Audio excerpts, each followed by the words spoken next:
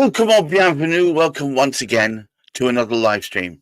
I hope you can spot in the virtual studio Karen Bashford, our empowerment mentor, and she usually schools me in all things on how to keep yourself going in the face of adversity, how to be empowered.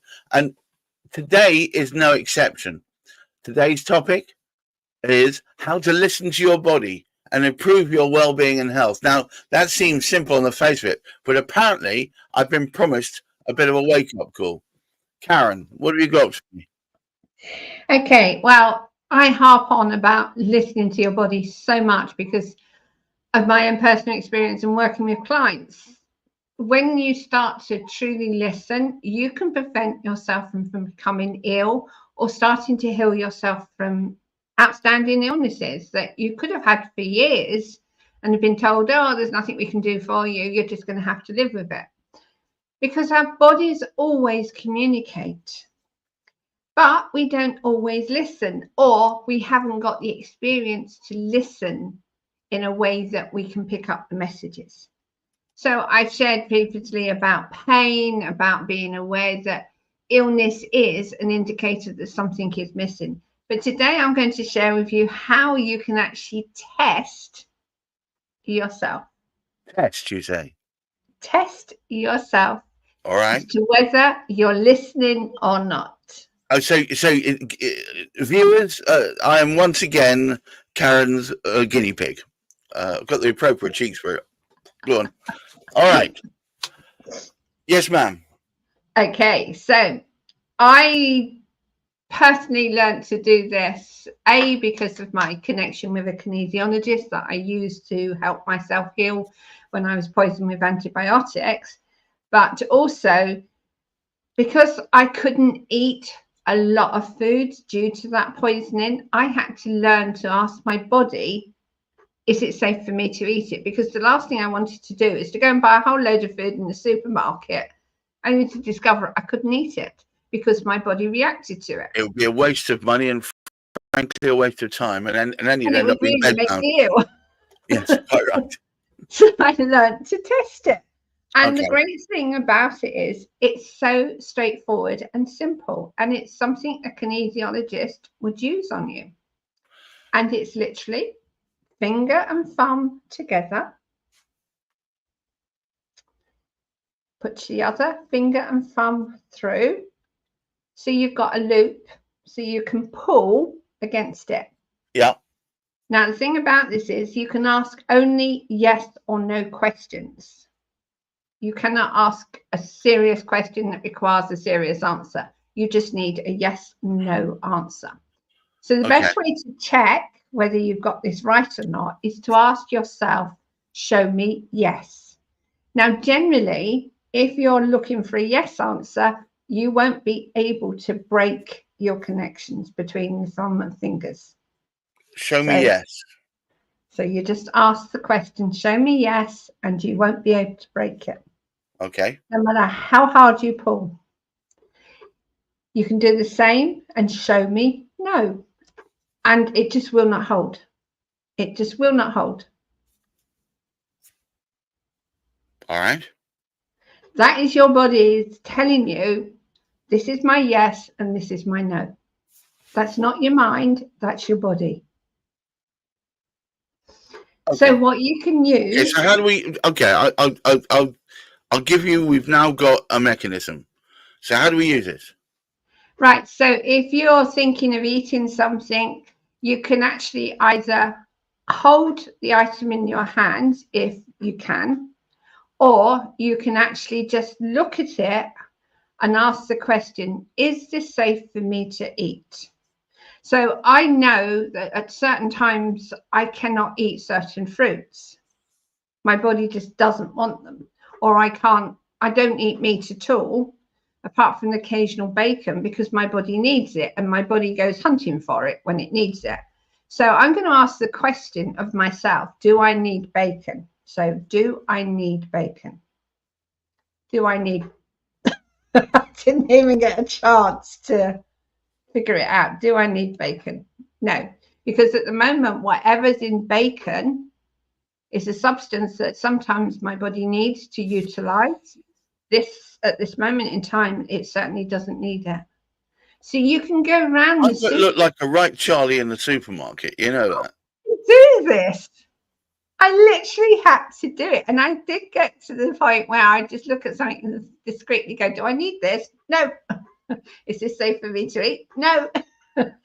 You get used to it. And don't worry, everyone else is so busy looking around themselves that they're not going to notice you anyway. But Look, if someone said don't end up getting carted off to the funny farm. All right. I never did, so you're safe. So did you end up breaking it down to well, doesn't that mean you're going to end up just not eating any of your favorite stuff? It did for a while, yeah. Simply because I had to stop eating it because my body just couldn't cope with it. Which is why now I know instantly when I look at something whether my body wants it or not, because I've got so used to my body's response. But if you're a newbie to this, this is a brilliant way of testing. But the thing about it is, I would warn you, please do not ask the question, get a no, and then go and eat it, because you are literally just going against your own body. Basically, what you're saying is don't be an idiot. If you found it to no, leave it. Basically, yeah. I won't ask about the Jaffa cakes then. You never know. There could be something in the Jaffa cakes that you might want. I don't want to hear it. One of my few luxuries. All right. Okay.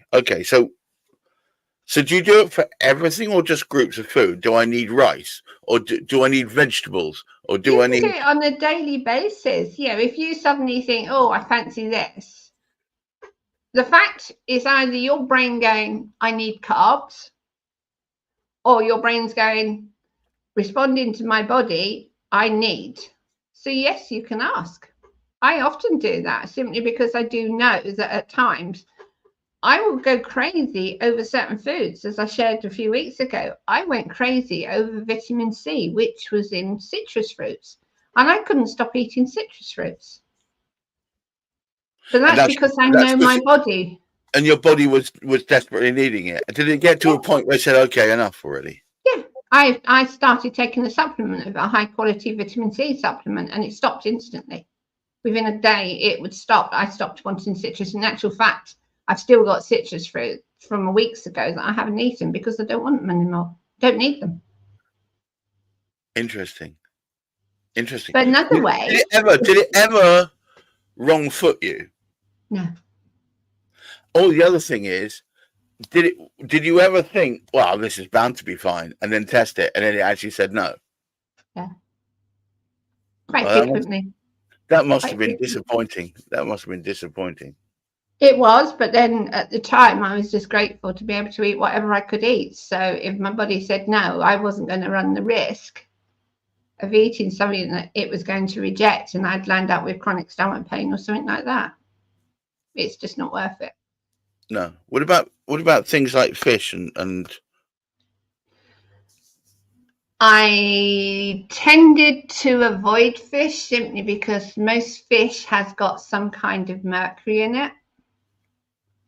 And that would have irritated my body terribly because obviously it would have then put extra pressure on my liver. And my liver obviously is what helps detox the body. And if it's overloaded with chemicals or drugs or toxins, it's not going to do very well. And it had been well and truly overloaded with the poisoning of the antibiotic. Right. Have you recovered from that yet, do you think? Fully. Right. I can eat practically anything I want. I don't have an issue. And I know instantly whether I want it or not because I'll go and look at it and, oh, no, I don't want that today. And I know instantly. It's not a process. It's like I go to pick it up and it's like, no, you're not eating that today. Does it end up blandifying your diet? So you end up... No. Simply because I know that I can use a lot of spices or herbs or something like that. I tend to do that simply. Or I'm very naughty occasionally and do use tomato sauce and things like that. Occasional tomato sauce can't be that bad, surely. Do you pay for it? What do you mean, do I pay for it? In my health or the actual buying it? I can do. Yeah, I can do. You know, when you treat yourself and then a day later you're thinking, oh, I wish I hadn't done that. I find that with cakes occasionally because of the wheat content. Yes, yeah, that'll I'm do it, not won't it? I'm not gluten. I don't have an issue with gluten or anything like that. It's just certain wheats that I cannot eat anymore. But I never know until I've eaten the substance whether it's going to react to me or not. I think there are some people, even if they don't have a gluten intolerance, find wheat really puffs them up for a while, and so reducing that is probably good anyway. Yeah, but also I think or believe that we started importing a lot more wheat from America, and unfortunately, it's GM. My body does not like GM. It will feel as though somebody's stabbing my stomach, and that will last 24 hours. So cakes are probably a no now nowadays because I don't know where they're coming from, what flour is being used. Some shops or some cafes will actually know where their wheat's coming from, whether it's UK or whether it's not, or whether it's organic UK and things like that.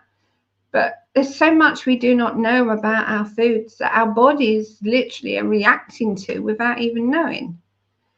And if you don't necessarily stand there and do your finger test, use another way you can do it. Again, this is something you can do at home, although I've been known to do it in supermarkets occasionally.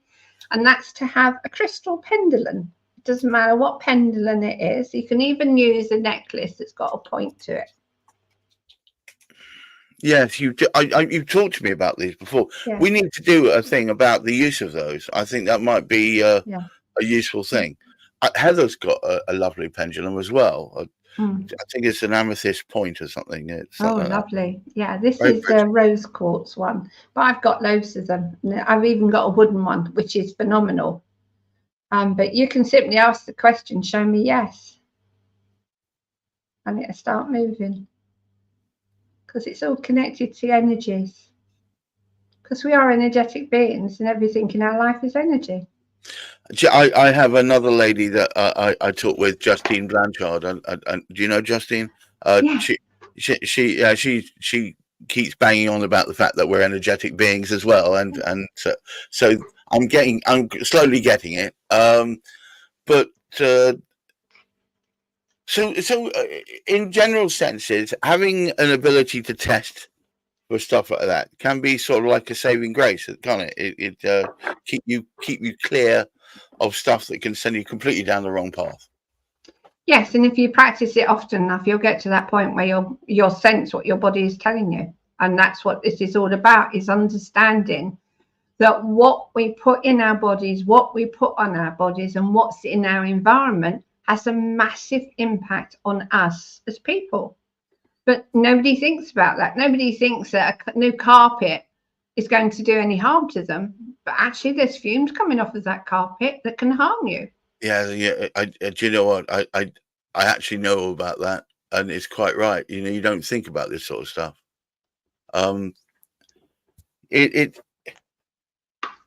So there's a variety of things that can affect the quality of one's life that you can prepare for, and perhaps a conversation with you would be a good start of a discussion to, as I've said on the ticker below, to start a wellness journey, just to find out what it is that's really affecting you.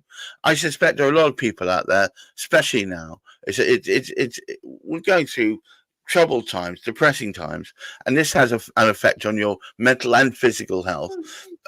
If you want to start the first step on a journey to find a way towards better health, I recommend you go to KarenBashford.com and start the conversation. At least find out the direction you can take. Find out what your options are. I think a lot of people assume that it's impractical or impossible or ridiculously expensive, and I suspect it's none of these. There's probably a practical way forward. You need to start the conversation first. Would you agree? Absolutely, because if you don't know what you don't know, how can you take action?